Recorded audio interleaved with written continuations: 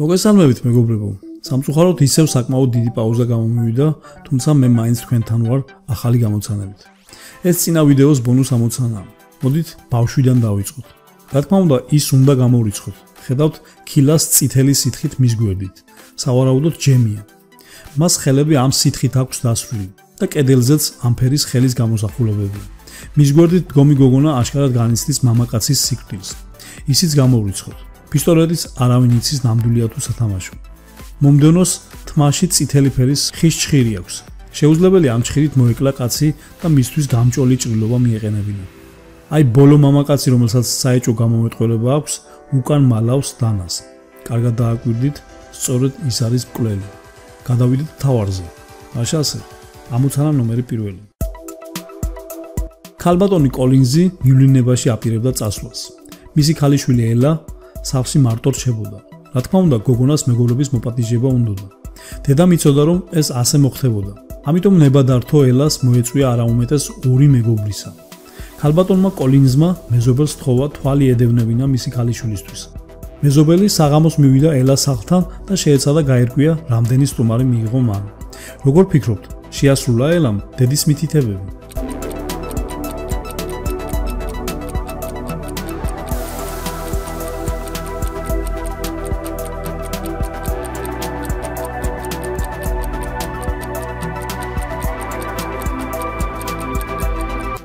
სახლთან 5 მანქანაა. თუ ვივარაუდებთ, რომ ერთ-ერთი მათგანი ელას ეკუთვნის, სახლში სულ მცირე 4 გოგონაა. შესაძლოა უფრო მეტიც.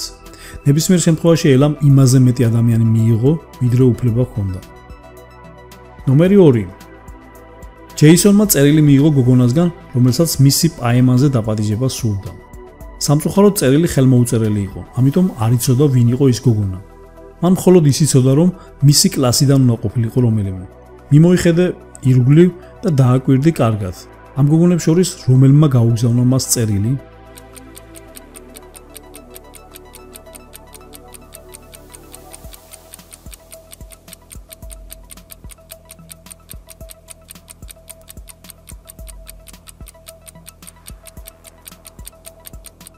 წერილი იისფერი მელნითაა დაწერილი. დააკვირდი ამ გოგონას. მას იისფერი კალამი უჭირავს. ასე რომ ლოგიკურად ის უნდა იყოს ჯეისონის საიდუმლო თაყვანისმცემელი. ნომერი 3.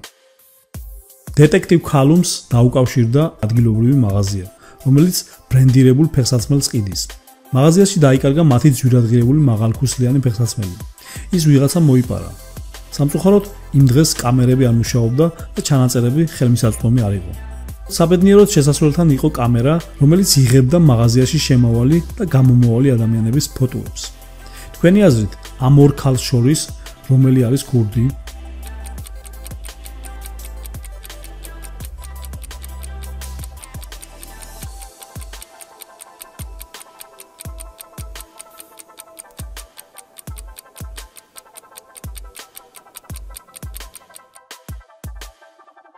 ქურდი ეს ქალია. შეხედეთ მაღაზიიდან გამოსვლისას ის უფრო მაღალი ჩანს. სავარაუდოდ იმიტომ, რომ მოპარული ფეხსაცმელი აცვია. ნომერი 4. პოლიციის თანამშრომელი ქალაქში ნიღბიან ძარცველს დაედევნა. დამნაშავე იმდენად კარგად იყო შენიღბული, რომ სამართალდამცავმა ვერ მოახერხა გაერკვია, ქალს მისდევდა თუ კაცს. მოულოდნელად ეს მძარცველი პოლიციას ხელიდან დაუსხლდა და თვალს მიეფარა. სამართალდამცავმა მხოლოდ ის დაინახა, რომ ის საავადმყოფოში შევიდა. შენობაში შესულს იქ 3 პაციენტი დაუხვდა. ფეხმძიმე ქალი, მოხუცი მამაკაცი და ახალგაზრდა ბრმა მამაკაცი. ვიმეორებ, დამნაშავე იმდენად ნიჭიერია, რომ მას ყველანაირი ნიღბის მორგება შეუძლია. ის ერთ-ერთია ამ 3 შორის. შეგიძლიათ ამოიცნოთ ეს ადამიანი? აუცილებლად დაასაბუთეთ, რატომ გაგიჩნდათ მაინც და მაინც მასზე ეჭვი.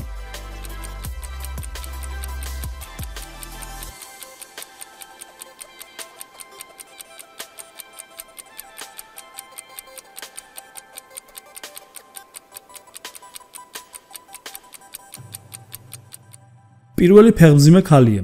შეგვიძლია მასზეც მივიტანოთ ეჭვი. თუმცა ჯერ დანარჩენებს დავაკვირდით. საეჭვოა, რომ მოხუცი იყოს დამნაშავე, იმიტომ რომ მოხუცი ასე ვერ ირბენს. რაც შეეხება ბრმა მამაკაცს, სად არის მისი ხელჯოხი? აი რამ გამოაშკარავა ის. სწორედ ის არის ყაჩაღი.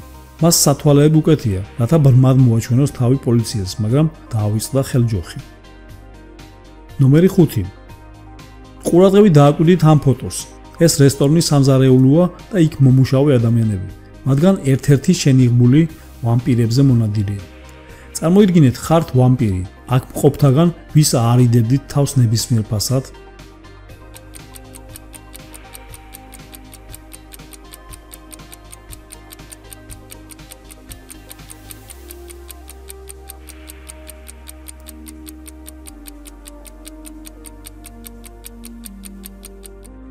დასაკვირველია მზარეულს.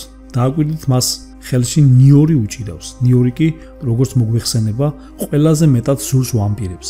ასე რომ, თუ ვამპირი იქნებოდით, არათუ ამ მზარეულს, საერთოდ ამ რესტორანსაც არ გაეკარებოდით სათოფეზე. ნომერი 6. ლილის სკოლაში კარგად არ მისდიოდა საქმეები. ამიტომ ზამთრის არდადეგებზე შინა პატიმრობა მიუსაჯეს და მეცადინეობა დააძალეს. მამა ღამის სვლაში მუშაობდა, ამიტომ ხშირად დიდი ხნით არ იყო სახლში, რის გამოც ლილი ხშირად იპარებოდა სახლიდან. თუმცა ერთ დილით, როცა მამა დაბრუნდა სახლში, მიხვდა, რომ ლილი ღამით წვეულებაზე იყო გაპარული. როგორ მიხვდა ის ამას?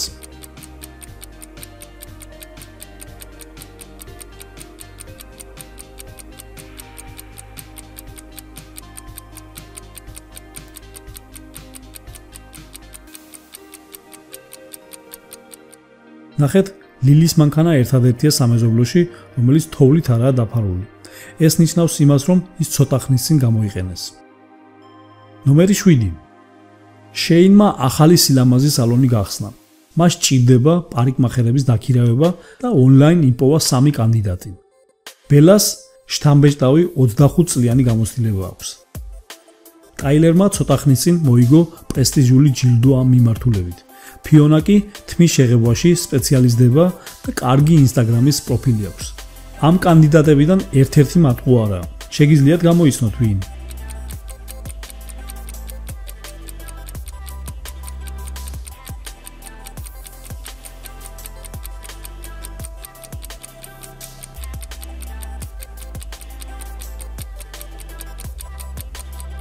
ვინც მალევე ვერ იპოვეთ პასუხი, მოდით აღიარეთ, რომ არ ხართ ყურადღებიანი. ბელა ამბობს, რომ მას 25 წლიანი სამუშაო გამოცდილება აქვს, მაგრამ მისი პროფილის მიხედვით ის მხოლოდ 22 წლისაა. დასაკვირველია ის არის მათყუ არა. ვინც მალევე გამოიცანით, გთხოვთ დაალაიქეთ. ნომერი 8. ახლა მოდით შევამოწმოთ თქვენი ყურადღება, რამდენად სწრაფად შეძლებთ პასუხის პოვნას. აქ არის 2 ბინის მეზობლის ჯეკისა და ჯორჯის ოთახები. დააკვირდით ოთახს და გამოიცანით, რომელ მათგანს ყავს შეყვარებული.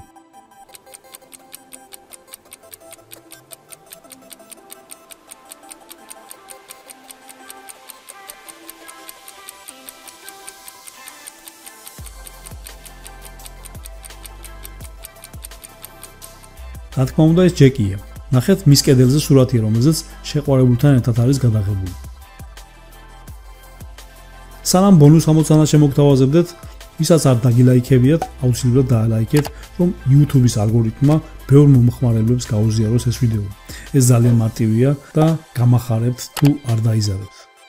ეს კი დაპირებული ბონუსი. იმიჯელეთ ბონუს ამოცანის პასუხზე, დატოვეთ კომენტარი და 3 საუკეთესო კომენტარის ავტორს, რომელიც კარგი ლოგიკით იქნება წარმოდგენილი, მომდევნო ვიდეოში გამოვაჩენ. ნახვამდის.